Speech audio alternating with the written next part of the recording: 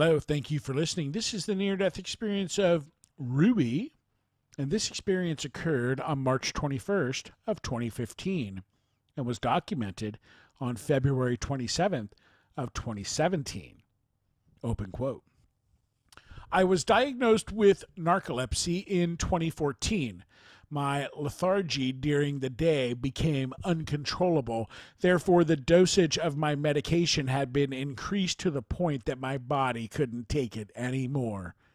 During this time, I also had a car accident, caused my shoulder to hurt badly. Even with rehabilitation, it was getting worse until one day I felt like dying. After counseling with the doctor who had diagnosed my symptoms previously, he suggested that I see a cardiac doctor and asked him to evaluate my conditions to see if I could take higher doses of the stimulant. With the completion of the assessment, the cardiologist said I had no heart problems and it was safe to increase the dosages. I asked him how to treat my prolonged dizziness or temporary absence seizures. He arranged a medical procedure for me. A few days later, I was on the tilting table for my procedure. I felt my heart racing, and then it changed to a vibration. Within a couple of seconds, I was under cardiac arrest. Medical personnel gave me emergency CPR. However, I do not remember it completely. Still, I knew I had a dream. I was under the veranda of a roadhouse building. It looked like the Dao Cheng Square in Taipei. While I was walking, I met a few anxious men who were smoking and talking amongst themselves, but I could not hear them clearly.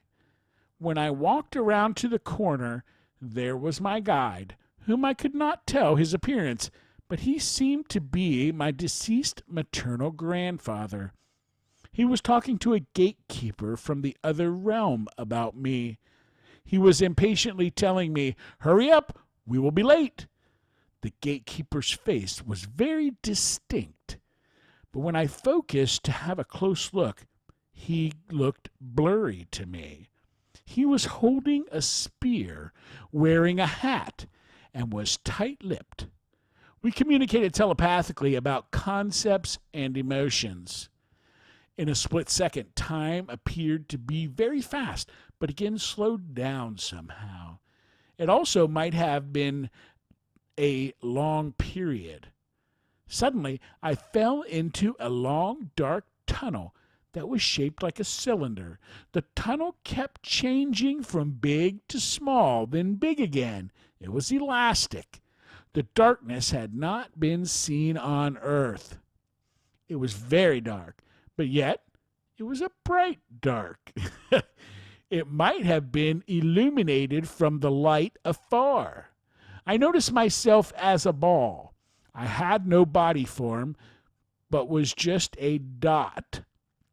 I eagerly wanted to pass into this dark tunnel because I felt bewildered. Intuitively, I knew that once I arrived in the light, I would have all the answers.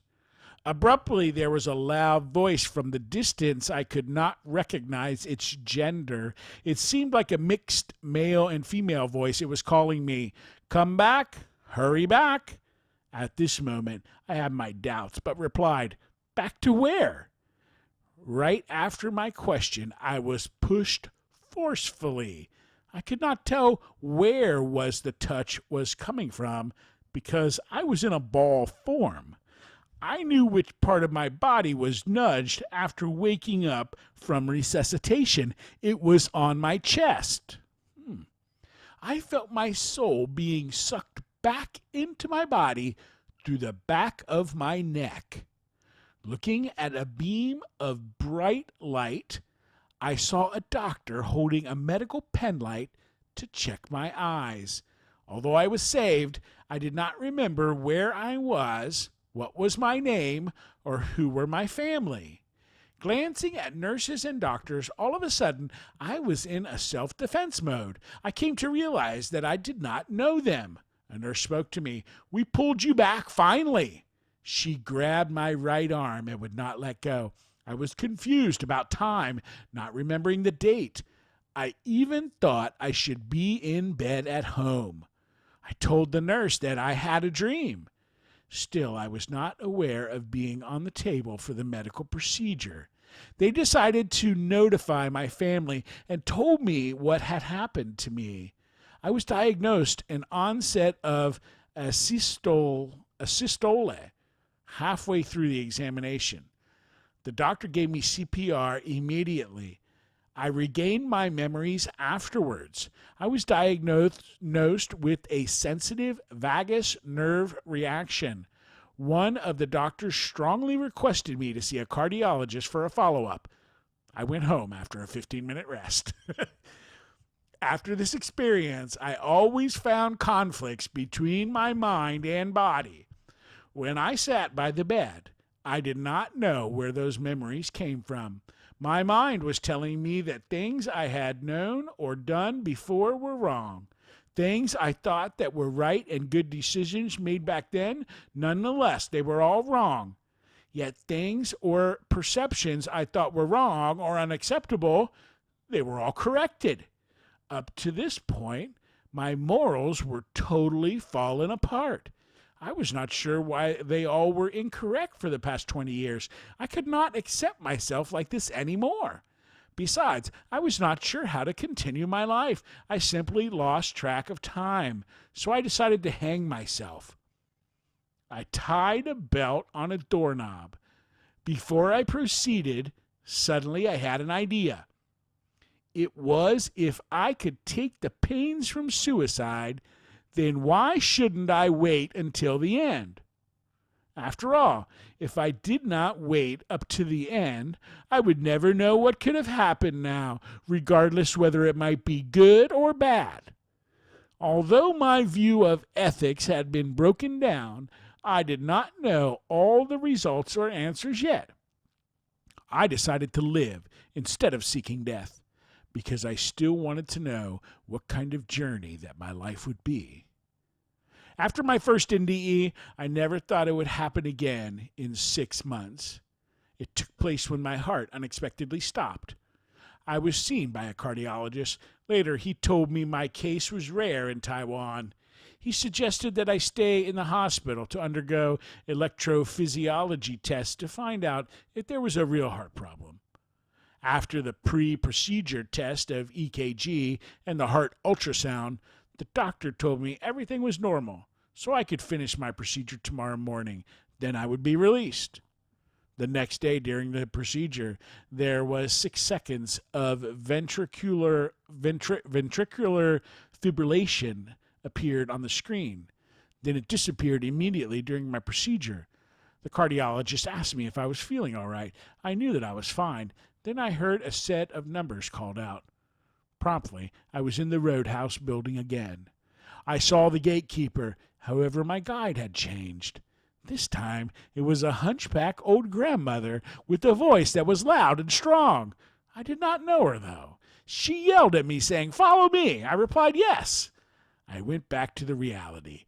I could not see precisely everything was in front of me. I only saw an oxygen mask on me, but I was not breathing voluntarily. I was panicked that without oxygen support, I would immediately die. I focused myself on breathing in the oxygen. I was surrounded by medical staff. I was not sure what had happened to me, and I could not hear what they were saying. While my eyelids could move, my eyes could not. My whole body could not move, and my chest was in pain. I could not talk, but my mind could answer doctors' questions. As time went by, I started to move my right hand to point to my chest, telling them it hurt. I heard my doctor say that the pain was due to the electric shock burns. He then placed ice cubes on my chest. The doctor told my mother that I had an acute cerebral infarction. To my knowledge, it was temporary. I was sent to the intensive care unit for recovery.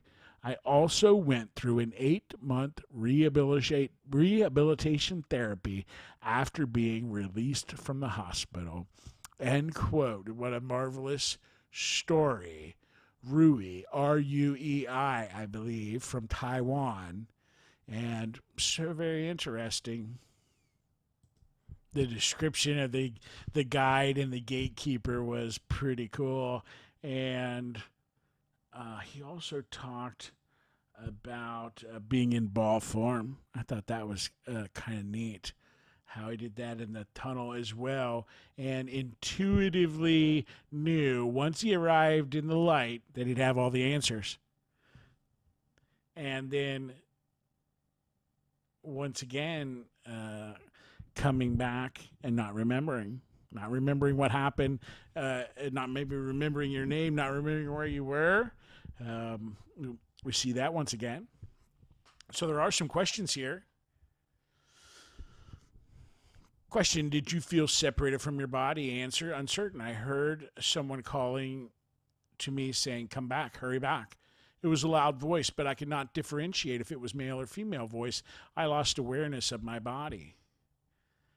Question: where were you at your highest level of consciousness? Answer: in the Roadhouse building. I met a few men who anxiously awaited there. I was forced to leave there, wandering around. I met a deceased relative who spoke to a gatekeeper about me. The gatekeeper who was a guard at the border between life and death. Suddenly, I was in a dark tunnel with a bright light. Someone pushed me back to reality. Question: did time seem to speed up or slow down? Answer: it was chaotic. I felt like I was in that realm for a long time, but then in a split second I was moving very fast. Later I found out it only took 10 seconds of Earth time after resuscitation. Question: did you suddenly seem to understand everything? Answer: an indescribable perception. I seem to know things that will happen in the future. There is no reason to explain why. I just know it automatically. Question: the importance of religion before? Answer: not important. What was your religion prior to your experience? Answer: atheist. Have your religious practices changed? Answer: yes. I went from being atheist to sometimes worshiping gods or ancestors by lighting incense sticks in the temples. What importance do you place on your religious/spiritual life after your experience? Answer: moderately important to me. Question: what is your experience now? Answer: other or several faiths. Transformation from an atheist to believe in God and many faiths. Question: did your experience include features consistent with your earthly beliefs?